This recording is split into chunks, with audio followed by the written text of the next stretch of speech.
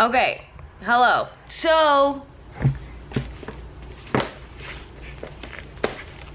my apartment's a mess. Just don't look behind me, okay, guys? We're gonna do something real quick.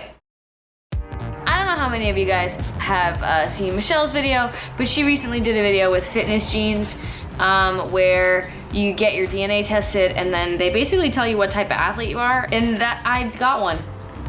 Sometimes I just really love to nerd out about like fitness and athletes and health, etc. And so it seemed really cool to me and very exciting and interesting, and so I want to take this test and see what is inside my body. Spit until the amount of saliva reaches the fill line. This is fun and not gross at all. Okay, we're gonna ship this off, and in a few weeks we'll get the test results back, and then we'll do some stuff with it. Hey there, gang. You'll notice that I am in the car. I'm currently on my way to Malibu to be put through a custom workout. Based on my DNA, I got this huge list that was like, you have this gene and that gene and this gene and that gene. I have no idea what any of it means, truly. And there is a very helpful guide that takes you through it, but I have the opportunity to sit down with Dan, who is from FitnessGenes, and he's gonna take me through my results and kind of explain what it all means. And then he's going to design a workout based on my results. So I'm really just hoping my body didn't betray me and tell Dan that I love cardio. But I'm really excited. You guys probably have figured this out by now, but I love health and fitness. No duh, Jordan. I just really love continuously learning about health and fitness and how our bodies are supposed to function and ways to make them function more effectively and efficiently, and how best to find health, you know, because that looks different for everybody. And so the more I can learn about my body and the body in general and how bodies work and what it means to be healthy and what it means to be fit, the better, I think. That's very exciting to me. Okay, let's go. Okay, so here we are with Dan. Dan, would you like to introduce yourself to the people? How's it going, everybody? I'm Dr. Dan Reardon, and I'm the CEO and co-founder of FitnessGenes, and I'm really excited to be talking Jordan through her gene results today. I'm nervous. So you spat into the tube. I did. And the tube of saliva went to our laboratory. Mm-hmm. And there we were able to take cheek cells out of your saliva, which we all shed naturally. This is crazy. Crazy process. And it's from that we're able to then analyze your genes, because your genes and your DNA is the same in all the cells in your body. And these are the gene results that relate to exercise and nutrition. Okay. So how you should be working out and how you should be eating depending on your goals. And I know you're a CrossFitter, so let's relate it to CrossFit, shall we? I just hope I'm not doing everything wrong. Well, hopefully you won't be. So we'll kick off with genes that relate to exercise. Okay. There's a few genes that we look at here, and the first two on here are the ACE gene and the ACTN3 gene. Uh-huh. Now, the ACE gene is a gene that's all to do with how well your body uses oxygen. Now for you carry 2 copies of the version of this gene, which means you probably respond very well to training to improve your VO2 max. That's good. In terms of improving your endurance, your body probably responds very well to, for example, jumping on the assault bike or jumping on the watt bike. And you know, where your training sessions do include workouts that are going to really, really tax you from a endurance perspective, you're going to respond well to it. And now if we couple that with the next gene, which is the ACTN3 gene, this is where things start to get even more interesting. So you're familiar with fast twitch muscle? Yeah. Right, so your body has fast twitch and slow twitch muscle. Right. And for most exercise, fast twitch muscle is actually, you know, it's a fiber type that we want to be activating and we want to be signaling. Now you do produce the protein. That's good, right? That's good. That's very good. Good. So not only should you be doing, not only can you respond well to training to improve your VO2 max, and also you should be doing training that's quite high volume, but your frequency of exercise should also be high. Cool. Because you can recover. All right. So all of these things so far might actually be something that's helped you on your CrossFit journey. The fact that you can train with high volume, that you respond well to VO2 max training, and that you're able to recover quickly gets even more interesting. There's another gene that we look at that, like when a common question I get asked is, Dan, what's your favorite gene? This is my favorite gene now, the one we're about to talk about. You have a favorite gene? I have a favorite gene, and it is this one. Okay. Okay, it's the MCT1 gene. Okay. Now, the MCT1 protein is a protein that carries lactic acid into muscle cells to be broken down. Okay. Right? So some people have a variation of this gene, which means they clear lactic acid 40% faster than other people. Okay. And you have the variation, which means you clear it faster, 40% faster than other people. Wait, so what does that mean? Well, it means a few different things, actually. Because it means a lot of good stuff, but it also means some stuff that has to be considered in your training. From a CrossFit perspective, it means you can go on for longer, potentially, than other people. Potentially. However, there is an impact on recovery, because the accumulation of lactic acid is not necessarily a bad thing. So if you're clearing lactic acid quickly, then yes, it might be good from a performance perspective, but you might be missing out on some of the potential benefits of training to increase your lactic acid. Okay. So in this instance, I don't know if you do much tempo work with your CrossFit training, but tempo becomes important, because if you clear lactic acid quickly, then it might be an indication to slow down the tempo of some of your movements to allow for a little bit more accumulation. So, and there's tons of other genes that that we sort of look at. This is a really long list that you just ignored. That builds models. But so for you, there's some of the ones that are actually pretty interesting that relate to CrossFit, especially. Now, if we move on to some of the interesting nutrition-related genes, obviously, again, we're looking for the things that relate to performance. Right. Do you drink much coffee? A lot of coffee. A lot of coffee. Theoretically, you are a slow metabolizer of caffeine. From a performance perspective, that's not necessarily a bad thing, because if you're drinking coffee well before your workout, then it's essentially giving your energy levels won't crash, because caffeine doesn't spike really high. If you were to have caffeine immediately before you work out and expect it to have an effect, it won't. No, and if you weren't drinking coffee early in the day, and you only had caffeine before you worked out, it probably wouldn't have any effect. Right. So you're probably getting some benefits from the fact that you've had this staggered consumption of caffeine through the day. This is a really interesting gene now, the PPAR gene. So this is a gene that's all to do with how well your body switches from burning carbohydrates to burning fat. Oh. So some people switch very effectively from burning carbs to burning fat. Yeah. Some people don't. Right. So if you were someone that didn't, you might say you need to have less carbohydrates in your diet. You might need to do more endurance exercise, because if for body composition purposes, because it increases PPAR.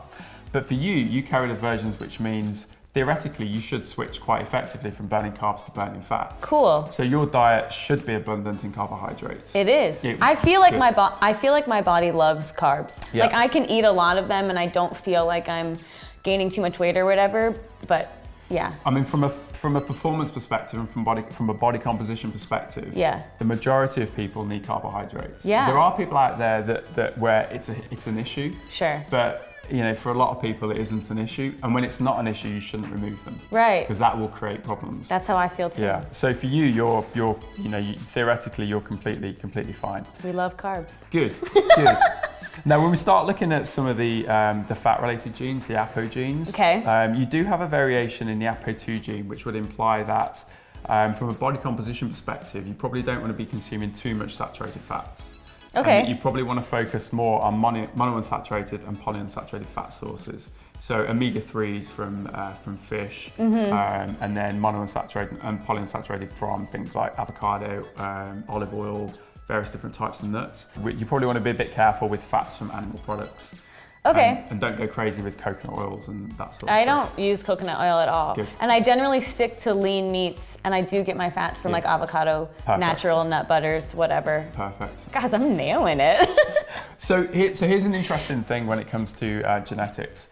When you're testing, or when we're testing athletes or people that are actually very involved in fitness, and if they've been involved for a long period of time, you would expect them to figure out these things. Yeah. And where you're committed to it, you're happy to figure it out. Of course. Where it becomes important, if you look at the West, you know, obesity levels are rising. And one of the reasons for that is that people try diets and try workouts. It doesn't work straight away, and therefore they quit. Yeah. They're not of the mindset that they want to try lots of different things. Right. And that's why these things become important to try and steer people into the right. Totally. Yeah. It's taken up many years of trial and error to figure it out. Yeah, a couple more incredibly interesting ones. So you mentioned previously that you were taking carnitine, L-carnitine. Now, L-carnitine is an interesting supplement because it is sold as a fat loss supplement. Yeah. And you know, there are plenty of people out there that use it.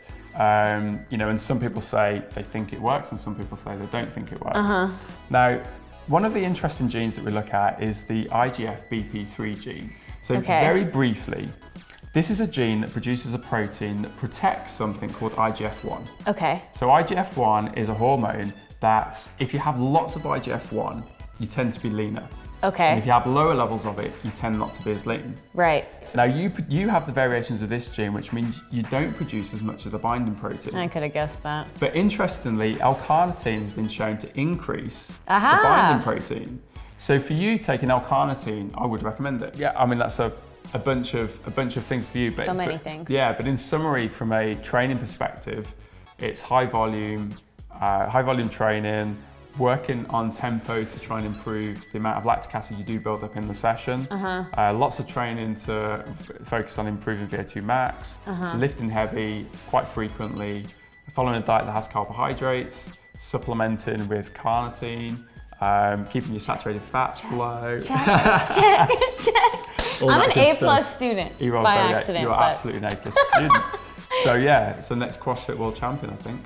Well, no, but... CrossFit Games, here we come. 2072. So now you're gonna put me through a workout? Now we're gonna go through a workout. Cool, let's do it. Let's do it. Okay, so we're gonna be doing a high volume workout. It's gonna be a pull workout.